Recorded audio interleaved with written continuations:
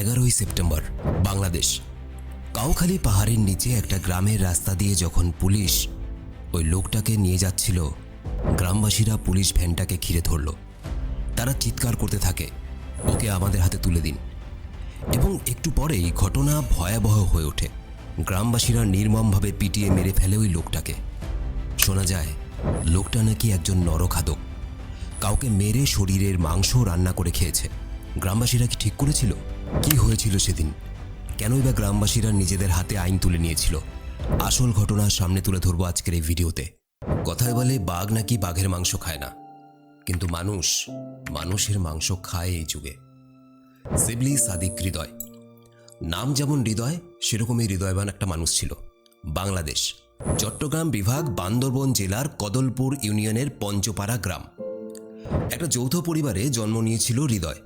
হৃদয়ের বাবা মোহাম্মদ শফিক পেশায় একজন ট্রাক ড্রাইভার, আর তার মা নাহিদা আক্তার সাধারণ একজন হাউসওয়াইফ।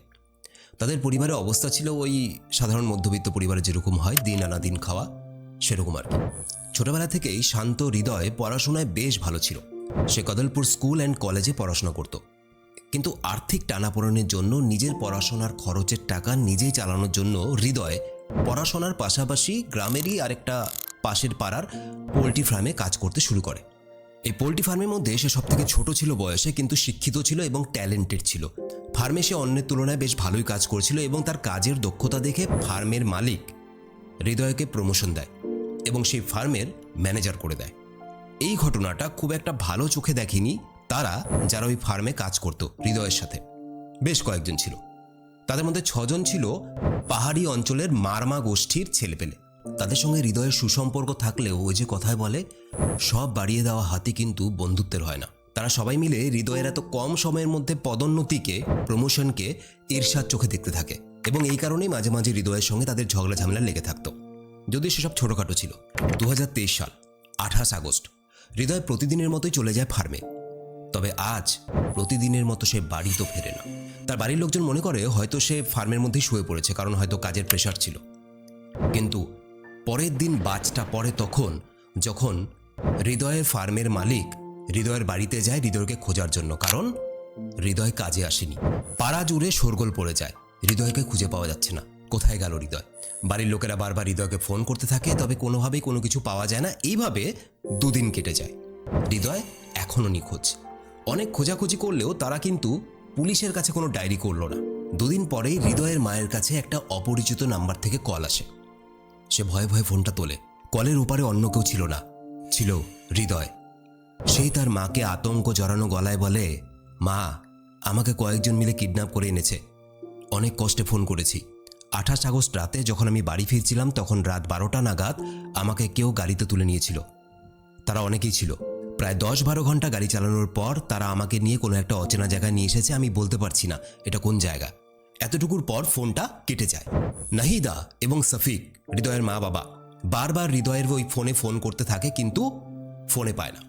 ফোন সুইচ অফ বলতে থাকে এবং কিছুক্ষণ পরে সেই একই নাম্বার থেকে শফিকের ফোনে, হৃদয়ের বাবার ফোনে একটা কল আসে। কি বলা হয় কলে?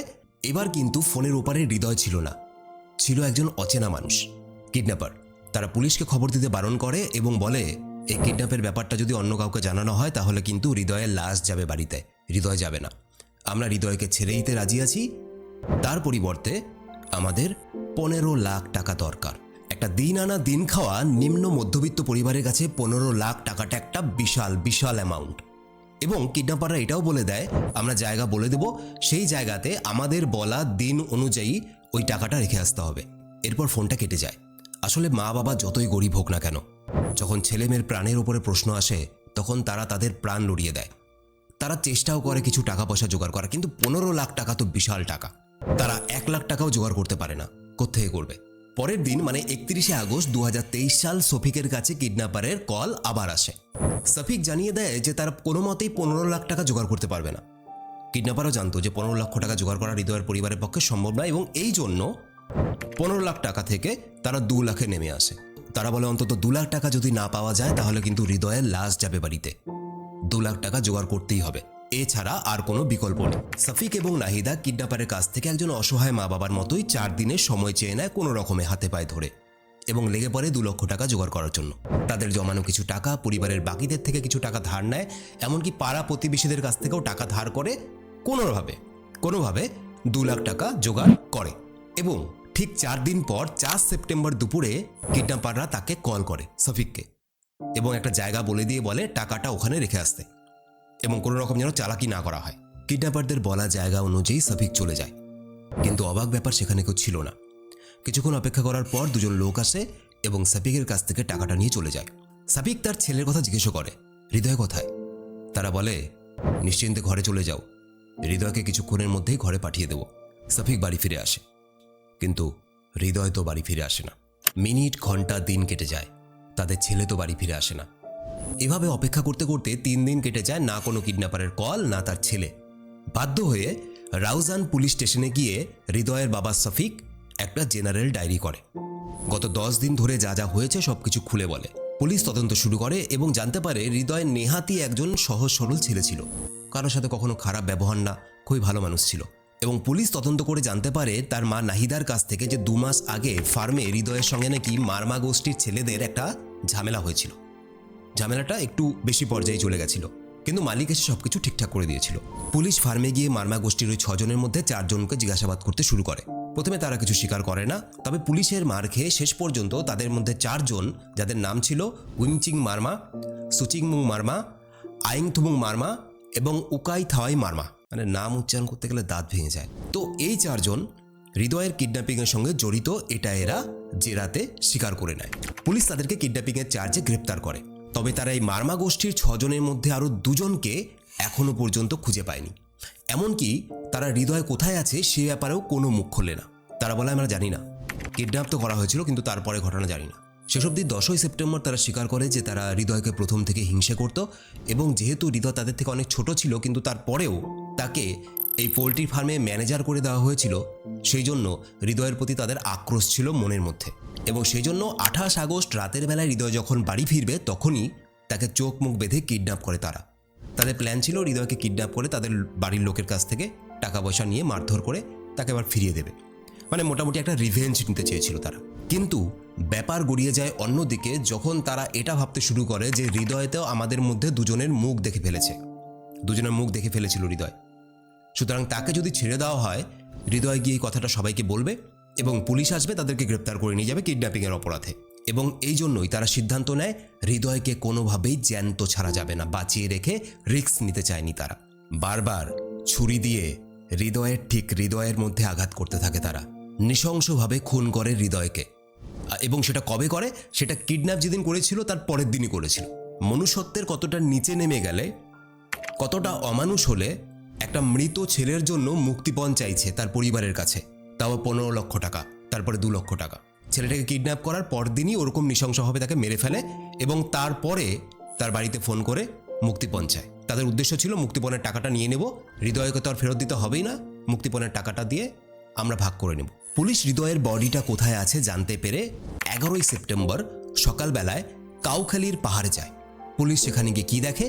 পুলিশ সেখানে গিয়ে হৃদয়ের বডি তো খুঁজেই পায় না, বরং পুরো এলাকা তল্লাশি করে তারা খুঁজে পায় হৃদয়ের মাথার খুলি, কিছু হাড়ের টুকরো। কিন্তু হৃদয়ের শরীরের অংশ মানে বডি পার্টস কোথায় আছে এগুলো জানতে চাইলে তারা যা বলে তাতে পুলিশের হোশ উড়ে যায়। হোশ উড়ে গিয়েছিল সমগ্র বাংলাদেশের, সমগ্র মনুষ্যত্বের। তারা জেরায় স্বীকার করে যাতে হৃদয়ের লাশটা কেউ চিনতে না পারে, শনাক্ত করতে না পারে, সেজন্য তার মাংস শরীর থেকে কেটে তারা নাকি রান্না করে খেয়েছে।